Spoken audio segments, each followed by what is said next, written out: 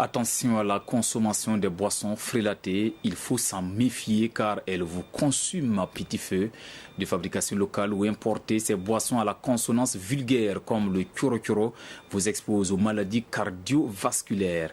La situation est inquiétante. Chiffre à l'appui, le laboratoire national de santé publique tire la sonnette d'alarme. Contrôler et sensibiliser restent à présent les seules alternatives. Salifou Belem, Zubaviel Dabiré. Les alcools frélatés tuent la jeunesse à petit feu. Ils menacent l'avenir du Burkina Faso. En témoignent les statistiques du laboratoire national de santé publique sur ce phénomène. Sur les 17 millions de litres de boissons alcoolisées importées en 2018 au Burkina Faso, seul 1,9% seraient conformes aux normes sanitaires. À cela s'ajoute la fabrication locale sans contrôle qui inonde les 3800 débits de boissons répertoriés dans la ville de Ouagadougou.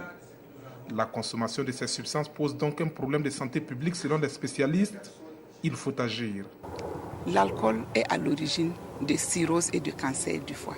C'est la première cause en Europe, mais c'est la deuxième cause ici également, après les hépatites. L'alcool est à l'origine des maladies neuropsychiatriques.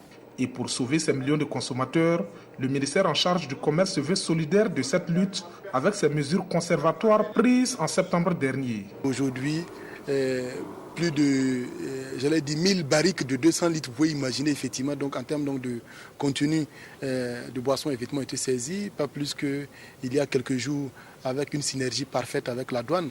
Nous avons réussi à mettre la main sur 2 camions contenant 3 600 000 sachets. Je vous dis aujourd'hui que dans les magasins, dans les grosses structures, dans tous les trucs effectivement là, de moins en plus, il existe effectivement de boissons frélatées. Au-delà de l'interdiction des boissons frélatées et la prise en charge des victimes, il faut sensibiliser les populations sur les risques liés à leur consommation, d'où cette vaste campagne lancée ce matin par le Laboratoire national de santé publique.